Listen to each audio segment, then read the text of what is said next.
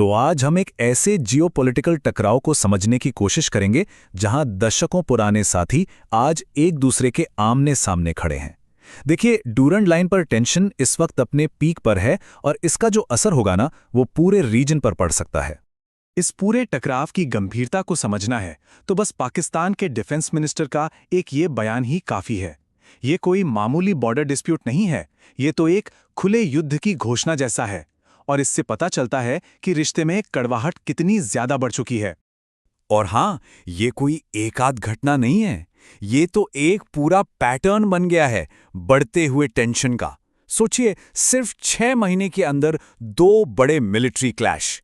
ये साफ दिखाता है कि सिचुएशन कितनी तेजी से बिगड़ रही है और दोनों देशों के बीच जो भरोसा था ना, वो अब पूरी तरह से खत्म हो चुका है। तो इस पूरे मुद्दे को समझने के लिए हम 4 हिस्सों में बात करेंगे। पहले देखेंगे कि ये रिश्ता 3 लेवल पर कैसे टूटा, फिर समझेंगे कि इस बंटवारे की जड़ें कहाँ हैं। इसके बाद दोनों की ताकत में कितना फर्क है, उस पर नजर डालेंगे। और आखिर में बात करेंगे पाकिस्तान की उस स्ट्रेटजी की जो अब पूरी तरह बिखर चुकी है। ये जो मिलिट्री क्लैश हमें दिख रहे हैं ना, वो तो बस एक लक्षण है। असल में जो दरार है वो बहुत ज्यादा गहरी और मल्टी लेयर्ड है और ये दोनों देशों के रिश्ते के हर एक पहलू पर असर डाल रही है।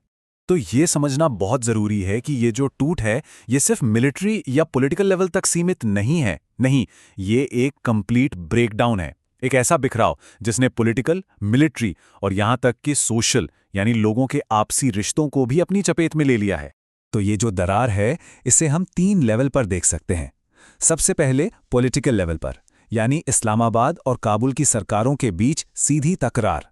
दूसरा लेवल है मिलिट्री का, यानी एक तरफ पाकिस्तानी फौज जिसे रावलपिंडी का सिंबल माना जाता है और दूसरी तरफ तालिबान की लीडरशिप।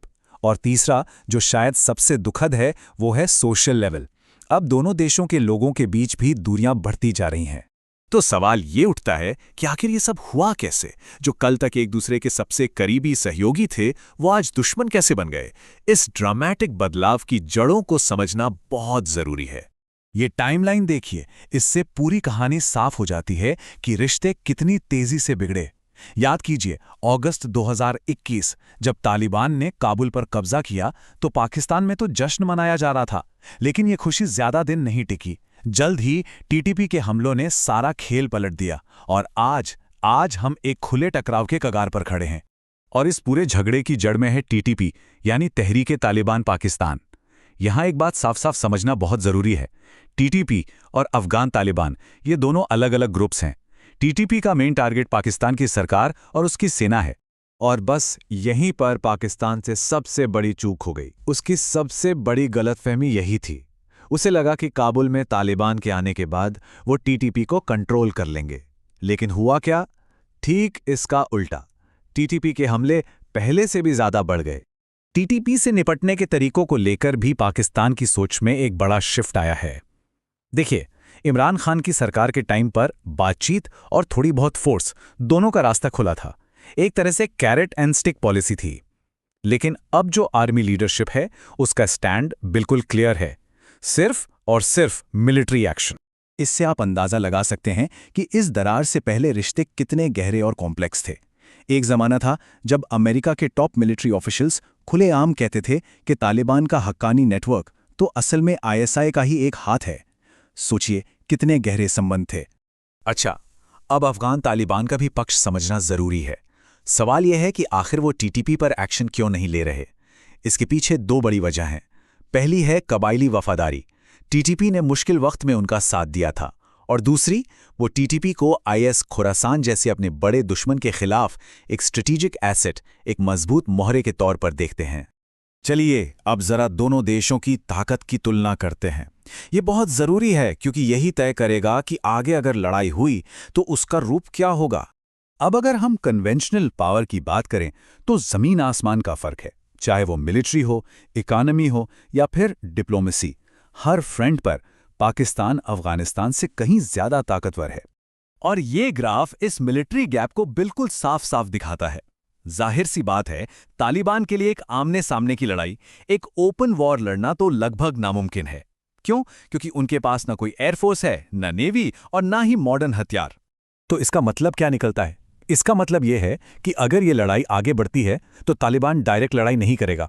वो अपनाएगा एसिमेट्रिक टैक्टिक्स, मतलब नॉट सो ओपन वॉर्स, जैसे कि पाकिस्तान के अंदर टेररिस्ट अटैक्स को और हवा देना, एक तरह की प्रॉक्सी वॉर। अब आते हैं सबसे अहम सवाल पर। इस पूरे टकराव का पाकिस्तान के उस लॉन्ग टर्म रीजनल स्ट्रैटेजी के लिए क्या मतलब है जिस पर उसने दशकों तक काम किया था? स्ट्रेटेजिक डेप्थ यानी रणनीतिक गहराई, ये पाकिस्तान की फॉरेन और सिक्योरिटी पॉलिसी का एक कोर आइडिया रहा है। इसका सीधा सा मतलब ये था कि अफगानिस्तान में एक दोस्त सरकार हो, ताकि अगर कभी भारत के साथ जंग छिड़ जाए तो पाकिस्तान को पीछे हटने और तैयारी करने के लिए एक सुरक्षित जगह मिल सके। लेकिन आज क्या हुआ? आज ये पूरी स्ट्रैटेजी, ये पूरी कहानी धड़ाम से गिर चुकी है, पूरी तरह से बिखर चुकी है। मजे की बात देखिए, तालिबान का पावर में आना पाकिस्तान के लिए एक बहुत बड़ी जीत होनी चाहिए थी, लेकिन ये उसकी सबसे बड़ी स्ट्रैटेजिक हार बन गई है। तो कुल मिलाकर कहानी ये है कि जिस अफगानिस्तान को पाकिस्तान अपना सबसे बड़ा स्ट्रेटेजिक एसेट मानता था, वो अब उसके लिए एक स्ट्रेटेजिक ट्रैप यानी एक रणनीतिक जाल बन चुका है। और ये एक ऐसा जाल है जिसे उसने खुद ही बुना था और अब वो खुद ही उसमें फंसता चला जा रहा है। तो आखिर में सवाल यही बचता है कि जब भरोसा पूरी तरह खत्म हो चुका है और ताकत का पलड़ा एक तरफ झुका हुआ है, तो डूरंड लाइन पर स्थिरता का भविष्य क्या है? यह एक ऐसा सवाल है जिसका जवाब सिर्फ इन दो देशों का नहीं, बल्कि पूरे साउथ एशिया के भविष्य को तय करेगा।